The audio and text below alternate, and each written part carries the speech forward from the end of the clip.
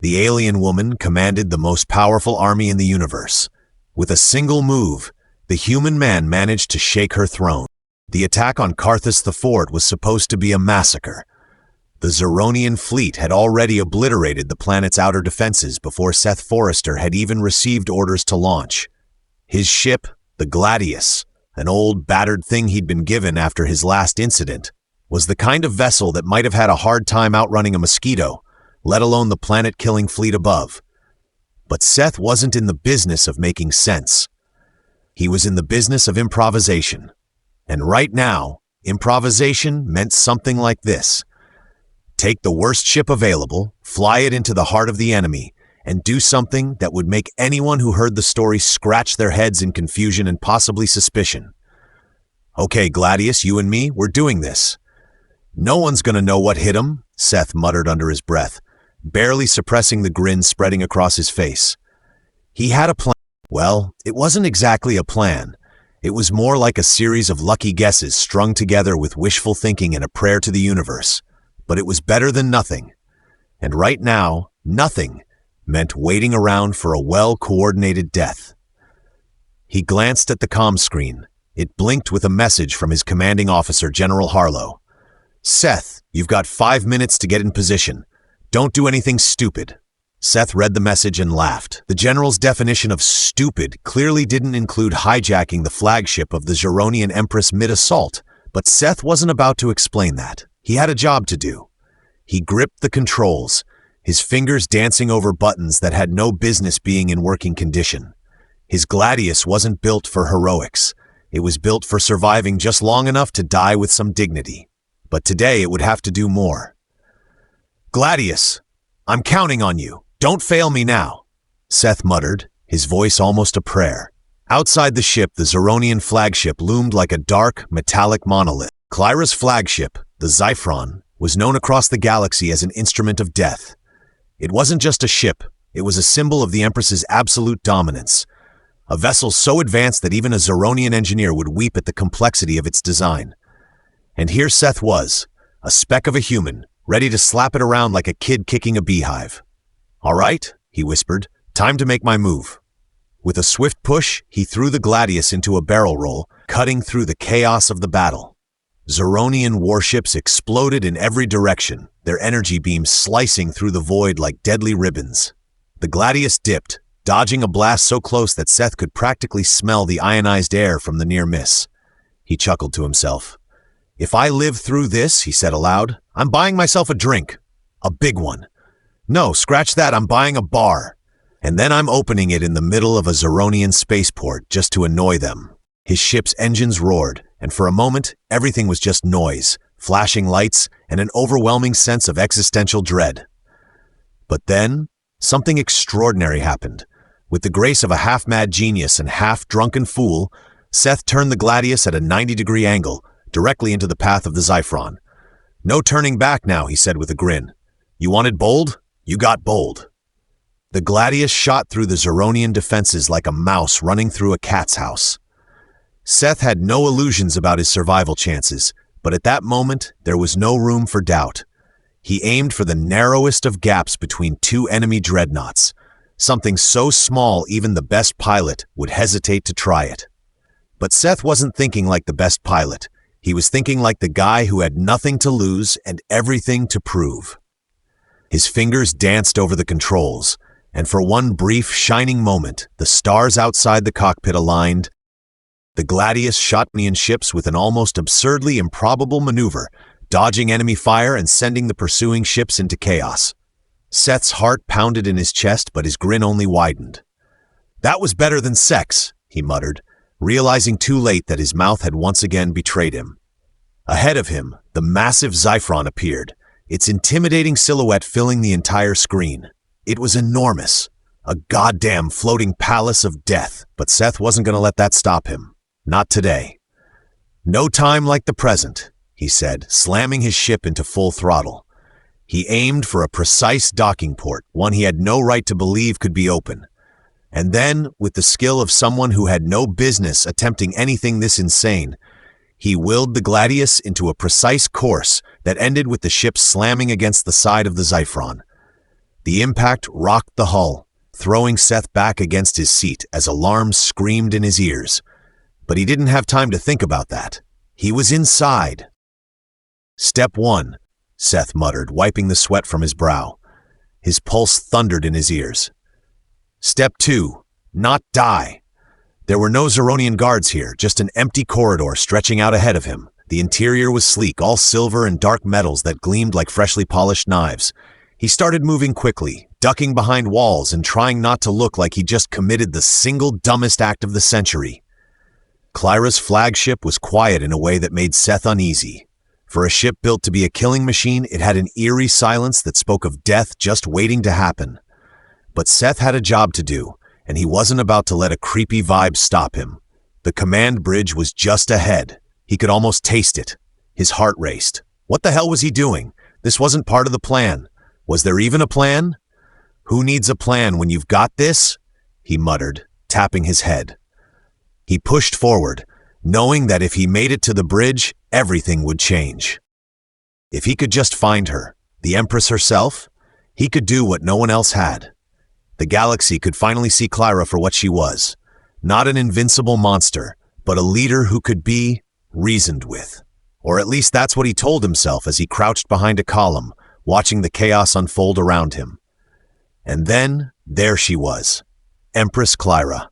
She stood at the center of the command bridge, her long ears twitching as she surveyed the damage her fleet had already done. Her presence was unworldly, terrifying, majestic, everything you'd expect from the Empress of Zharon. She turned her piercing eyes towards Seth, as if she'd known the entire time that someone had broken into her ship. Well, Clyra said, her voice icy but tinged with curiosity. "What do we have here?" Seth, heart pounding, swallowed his nerves.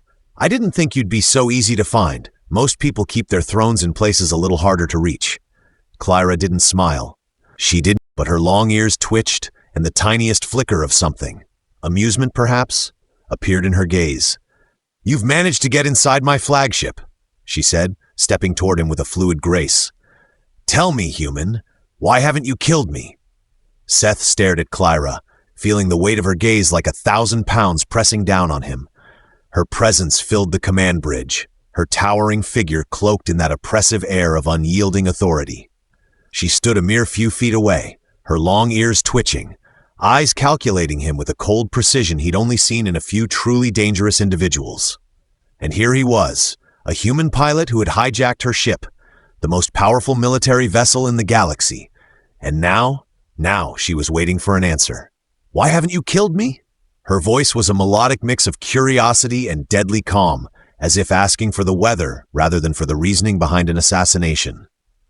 It sent a chill down Seth's spine, but only for a second. He had his own questions, ones that he hoped would take the heat off his impromptu life-or-death decision. Seth, grinning like an idiot, wiped a bead of sweat from his forehead. "Well, to be honest, I was going to. It was in the plan, right after I parked this beauty." He waved a hand at the Gladius, parked precariously in the belly of the ship. "But then I thought, why not ask the biggest, baddest galactic ruler a question or two? You know, for posterity." Clyra's eyes didn't blink. Not even once. If anything, they seemed to narrow in suspicion, her expression still unreadable. But Seth wasn't backing down.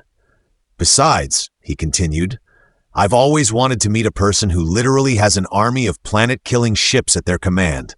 And you don't really get to ask, 'Why haven't you killed me?' without some context. I thought maybe I'd be all polite and stuff, and give you a chance to make the first move." Clyra's ear twitched again, this time with more than a hint of annoyance. "Polite? You board my ship in the midst of an assault on my empire, and you speak of politeness? Well, not polite," Seth admitted, "but charmingly reckless, right?" He gave a half-baked grin that, under normal circumstances, would have probably gotten him a ticket to the Zharonian dungeons. "It's a specialty of mine." Clyra's eyes glowed with a faint, unsettling light, her mouth curling into a tight smile. "You have an audacious sense of humor for someone in such a precarious position." "Yeah, well, it's either that or start sweating buckets. And I'm not big on the whole sweating thing," Seth said with a wink, as if he were chatting about the weather. He glanced down at his boots. "Though I'll admit I'm kind of sweating now. Like, I'm wondering if that means I'm supposed to be afraid." Fear is not a concept I believe you understand, Clyra said flatly. Oh, I get it, Seth said quickly. You're the type of ruler who doesn't just conquer worlds. You take their souls, right? Steal them away like a vacuum cleaner in a space station, leaving only the wreckage. Is that it? Clyra said nothing for a long moment. The silence seemed to hang thick, but Seth didn't let it bother him. He was getting used to how still she was, like a predator waiting for its prey to move first. Finally, Clyra spoke again, her voice low and sharp. You are not wrong in your understanding of my empire.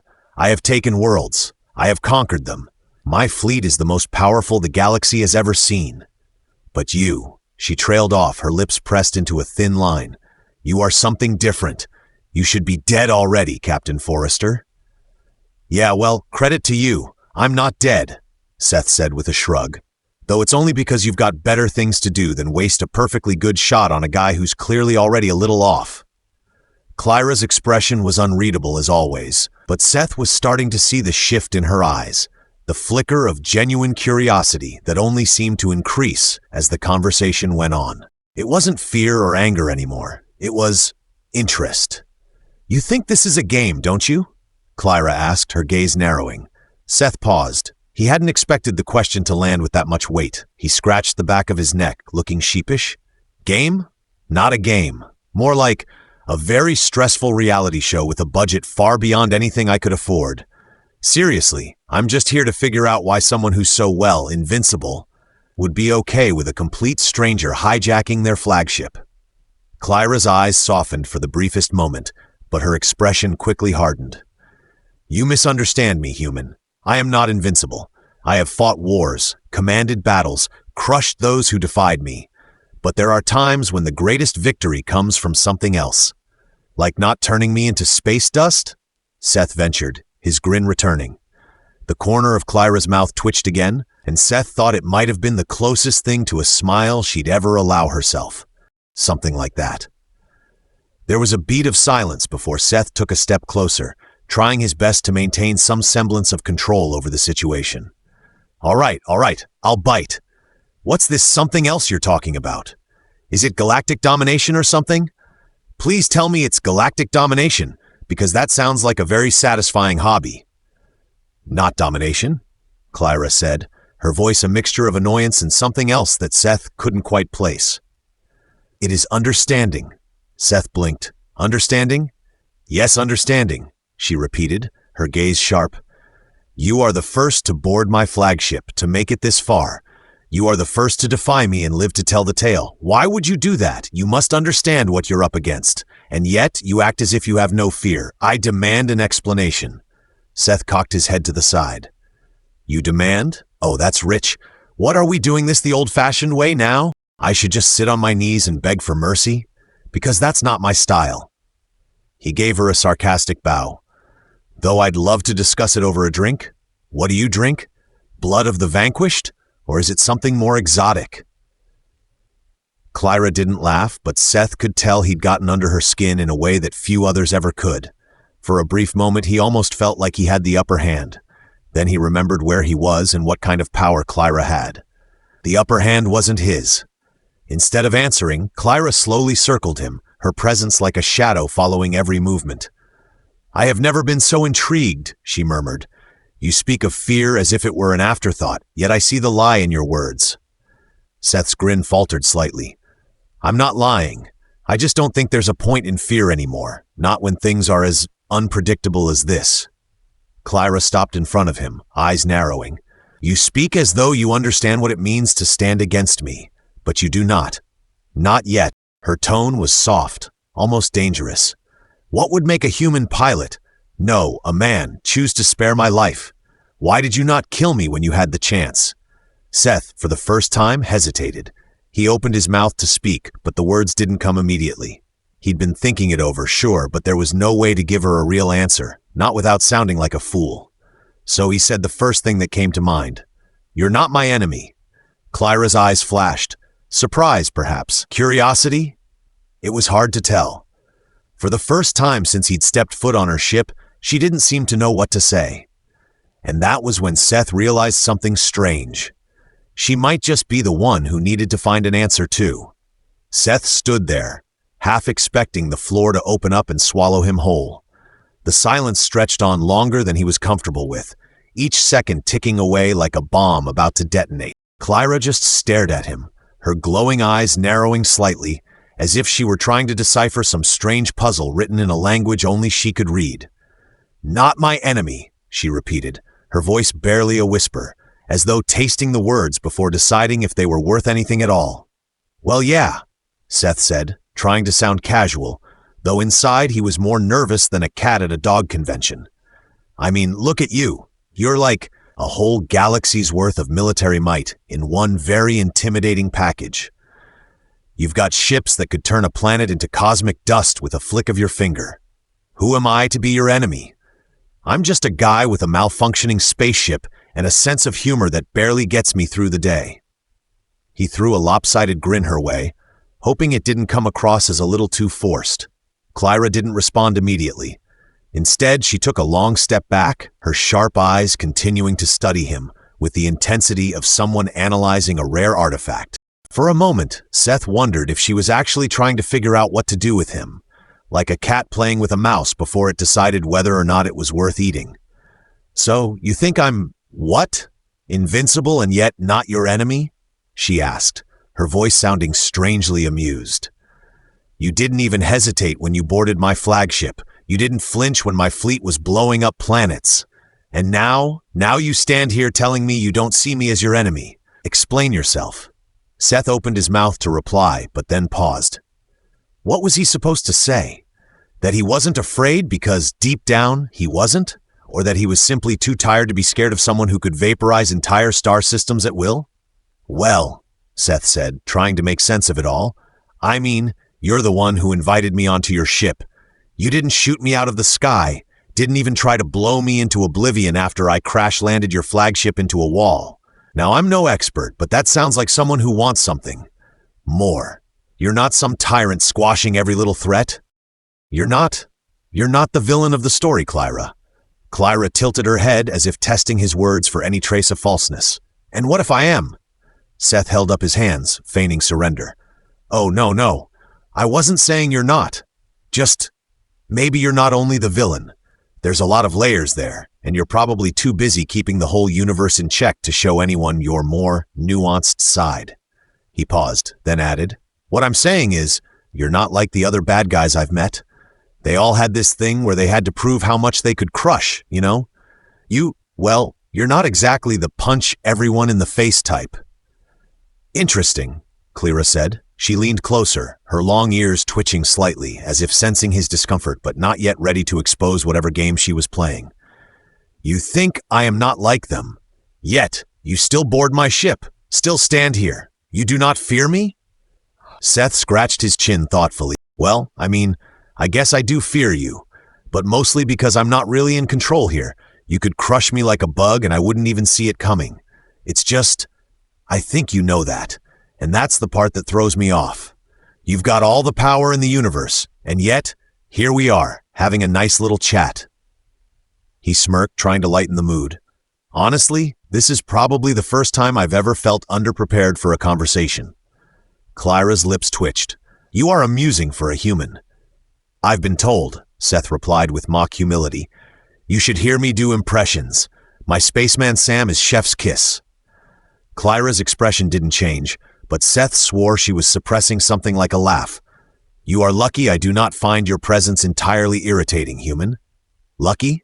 Me?" Seth said with a laugh. "I thought you were the one who was supposed to be lucky here. After all, you're stuck with me, and I'm as much fun as a malfunctioning plasma." The tension in the room seemed to crack just a little bit, and Seth took it as a sign to push forward. All right. Enough about me being charming and underwhelming. Let's get to the meat of the situation, shall we? You want to know why I didn't kill you, and I'm curious about that too. Because, let's face it, you're a big deal around here. You've got an army that could wipe out every person I've ever met, and you could probably do it with a snap of your fingers. Clara's eyes flared for a moment, almost as if she was about to correct him. "I do not need to prove my strength." Seth waved a hand, cutting her off. I know. I'm just trying to figure out what makes someone like you tick. I mean, I'm no psychologist, but there's something in you that's different. You don't have to keep crushing everything, do you? You've got enough power to sit back and relax for a few thousand years. But you're not doing that. Why do you think that is? Clyra asked, her voice tinged with something that sounded a little too close to curiosity. Seth leaned against the console, hands behind his head. I think... He stopped, then gave a half smile. I think you're bored. You've conquered everything, crushed every enemy, and now you're just sitting on top of the universe with nothing left to do. Bored? Clyra echoed, her voice cool, but there was an edge to it. You think I, Empress of Zharon, would be bored? Seth shrugged. I mean, sure, it's possible. You could have destroyed every threat to your empire, annihilated any rebellion, and yet, here we are. You could be hunting down the next planet to wipe off the map, but instead, you're talking to a human who just made a bad decision and hijacked your ship. There was a flicker of something in Clyra's expression, something Seth couldn't quite place. Was it disbelief, amusement? Whatever it was, she seemed to regard him with a new level of understanding. You are an anomaly, Clyra murmured, her voice so soft it almost felt like a confession. No one speaks to me like this. No one dares. Seth raised an eyebrow. Well, maybe they should. He gave her a smile that was just the right amount of cocky. But you know, not everyone's built for it. You've got to have a certain level of, I've lost my damn mind to do it. Clyra's expression darkened slightly, but not with anger. More like reflection? Seth couldn't be sure, but he pressed on anyway. Look, here's the deal. You've already won, Clyra. There's nothing left for you to conquer. You don't need to destroy me. But if you spare me, if you stop all this war, you might just get something you didn't expect. A real challenge. One that's not about destruction or domination, but about, well, understanding. Understanding? Clyra repeated, a little less certain this time. And you think that would make a difference? Seth nodded. I do. I think that if you understand your enemies, you stop seeing them as enemies, you might even learn something that could change everything. Maybe it's the one thing you haven't conquered yet. Clyra's eyes narrowed again, but this time, Seth didn't see fury there. He saw something else, something closer to curiosity. I think you may be right, Captain Forrester, she said slowly, but you'll have to prove it. Seth was starting to feel like a broken record.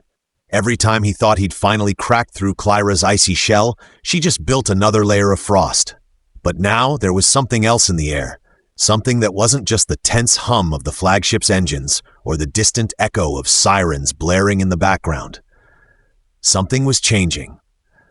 Clyra was still standing there, her eyes fixed on him, as though she was considering whether to strike him down or invite him to a tea party. But that second option seemed just as likely as him winning the galaxy's worst pilot award. He shifted his weight from foot to foot, trying to avoid the sudden anxiety crawling. So, here's the thing, Seth started, breaking the silence with a half-casual, half-apologetic tone. You just gave me the most horrifying I'm going to make you prove it look, which, for the record, is almost as bad as being crushed by a collapsing star. So just let me know what the terms of this little understanding game are. Clyra's expression didn't soften, but there was something flickering in her eyes. I find it fascinating, Forrester. You speak as if you understand me, but you know nothing of the weight of my empire. Yeah, well, it's kind of hard to miss, Seth quipped. I mean, you practically have a fleet the size of a galaxy and a power level that could make a supernova look like a campfire. Hard not to notice that kind of thing. Clyra's lips twitched at the edges, just the tiniest sign that she might be fighting off some sort of smile. Seth mentally high-fived himself. Okay, so let's say I'm just a little out of my depth here. What exactly am I supposed to do to make you understand? You know, like when people who don't get sarcasm try to get sarcasm? I am not your problem, Clyra said coolly. You are mine. Seth raised an eyebrow. Oh, so I'm the puzzle you're trying to solve now? That's reassuring. I'm honored. He clapped a hand to his chest. A human puzzle? Oh, I'm sure that's an absolute thrill. I've got so many pieces missing, you're going to be searching for years. Her eyes flickered with something. Interest, maybe. Do you always joke at the most inconvenient times? Would you prefer I started quoting war strategies or pointing out the best way to kill you? Because, believe me, I could do that, Seth said with mock seriousness. I'd go with the blow a hole in your ship's hull method, but that'd be so cliché, don't you think? Clara's ear twitched and Seth took that as a win. It might have been a small one, but it was something. Tell me, Captain Forrester, Clara said, her voice low but sharp as a blade. You have disobeyed orders, you have stolen my ship, and you stand here mocking me. Why? Seth leaned back against the control panel, giving the whole setup an exaggerated once-over. Because it's the only option I've got left at this point, he said nonchalantly. Look, I'm not some war hero. I didn't hijack your ship because I thought I'd be some kind of revolutionary. I just needed a ride off a crumbling space station, and, yours seemed like the most convenient option at the time. Clara narrowed her eyes, the calculation behind them sharper than before. Convenient? You could have fled, run to your pathetic little human base, and disappeared into the void. Why did you choose this ship? Seth winced, realizing how much he'd just undercut himself. Okay, fine, so it was a little more strategic than that. I figured, hey, if I hijack the flagship of the Empress, I'll probably get a free pass straight to the heart of the action. I've got some debts to settle, you know? Plus, I don't really like taking no for an answer. Clara's lips tightened into something like a suppressed grin. You have no idea what you're dealing with, do you? More or less, Seth admitted. But hey, ignorance is bliss. And you know, it's worked out so far. I mean, sure, I'm on the receiving end of your very lovely interrogation here, but if I'd known the mysterious and wise Empress was going to be involved, I'd have dressed better. Clara gave him a skeptical glance. You are not afraid of me? Nope, Seth said, crossing his arms. I mean, don't get me wrong, I should be. I know the minute you blink wrong, my face might end up as a smear on the walls, but hey, what's life without a little thrill? Clara's expression didn't shift, but there was a faint warmth in her eyes that had started to resemble something close to amusement. You mock what you do not understand, Forrester, she said. Oh no, I understand, Seth said with a playful grin. You've conquered everything. You've got the galaxy wrapped around your finger. I mean, you've got ships that can obliterate entire colonies. But still, you're alone, aren't you?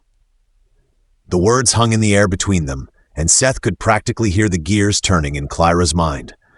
Her posture didn't change, but there was a subtle shift in her expression, a flicker, as if his words had found the smallest crack in her fortress of control.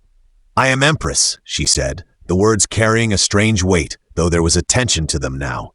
I do not need companionship. Seth raised an eyebrow. Not even a little bit?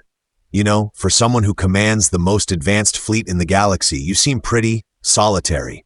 You've got a whole army, but none of them are probably allowed to even, crack a joke without facing the consequences, right?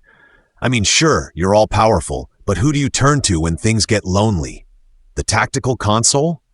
Clara's eyes flashed, but Seth was undeterred. He could tell this was getting to her, and for the first time he thought maybe, just maybe, he was starting to find his footing. I've fought wars for centuries, Clara said, her voice quieter now, as though revealing something she hadn't meant to. I've watched countless others die. My soldiers, my officers, my people, all gone for the sake of this empire, all for the sake of strength. And I. She trailed off, the momentary vulnerability slipping away like a tide pulling back. I have nothing left. Seth, for once, didn't make a joke. He let the silence hang for a moment, sensing the shift in the room. Then, slowly, he nodded. Yeah, I get that, he said softly. You've built this empire on strength, and now you're left with, what? A bunch of crumbling memories? A throne of ashes? Clara's gaze flickered, her eyes hardening again. But there was something else there. A hint of recognition, maybe even relief. Seth didn't know for sure, but he wasn't about to back down now. You're right, he continued, pushing forward. You've conquered everything. But you know what? You haven't conquered yourself. She froze. What do you mean? I mean, you're at the top. But you're still looking for something more. I think you're just waiting for someone to prove there's more than just power. You're waiting for someone who can make you see that strength doesn't always come from destruction. Sometimes it comes from letting go. Clara stepped back, her gaze fixed on him like a predator ready to pounce. But this time, there was something new in her eyes. Curiosity. You are an anomaly, Captain Forrester, she said slowly, and I find I am beginning to understand you. Just a little. Good. Seth said with a grin. Because I'm just getting started. The flagship of Zharon had become an uncomfortable sort of home, with its vast, sterile corridors and the hum of machinery beneath Seth's feet. He'd been living on borrowed time ever since the moment he hijacked it, but now, as he sat across from Clyra in her private chambers, things felt different. Not entirely comfortable, but different. She was no longer the invincible Empress who commanded with an iron fist. Clyra had become something else, something far more complicated. "You have caused quite a stir, Captain Forrester," Clyra said, her voice a mixture of amusement and something deeper, more thoughtful. "My council is in disarray. They think you are a fool, a distraction. Yet I wonder if you are more than that." Seth leaned back in his chair, arms crossed, trying to look casual despite the tension curling in his stomach. "You think so? I was starting to think they were the fools for following someone who couldn't tell a joke from a strategic maneuver." Clyra's eyes flashed with something akin to irritation, but then she sighed, as though letting go of a weight she didn't realize she had been carrying. "You see the world differently. Your kind always does. You see me differently." "Not sure how you mean that," Seth said, his eyes narrowing playfully. But if you're asking if I think you're a misunderstood ruler, well, I'm gonna have to break it to you gently. I think you're way overdue for a vacation." Clyra shot him a sharp look, but didn't respond right away. The silence stretched out until it was almost unbearable. Then she stood, pacing the room slowly, her long silver ears flicking as she thought. Seth watched her with a mix of curiosity and wariness. She was a puzzle he wasn't sure he could solve, but that didn't mean he wasn't going to try. "You say that I have not conquered myself," Clyra began after a long pause. "And perhaps you are right. I have spent centuries building something unbreakable, an empire, a legacy. I thought I could hold on to it forever, but now?" Her voice trailed off, and she looked at Seth as if he was the only thing tethering her to reality. "Now," Seth said slowly, leaning forward, "you realize that maybe there's more to life than keeping it all together. More than just winning every battle, every war, every confrontation. Maybe there's more to you than just being the person everyone fears." Clyra met his eyes, and for a moment there was something unspoken between them, something neither of them had quite put into words. It wasn't trust exactly, it wasn't even friendship, but it was understanding. Real, raw understanding. "That is the difference between you and the others," Clyra said, the words laced with something like respect. "The others would have bowed to me. They would have feared me into submission. But you stand here mocking me, challenging me, and listening to me. No one has ever truly listened." Seth gave a half smile. "I mean, I've got to hear you out. How else am I supposed to survive around here?" She nodded slowly, as though that admission had somehow given her a new perspective. The weight of her position seemed to lift just a little, as if Seth had given her the space to breathe for the first time in centuries. "You're right," she said.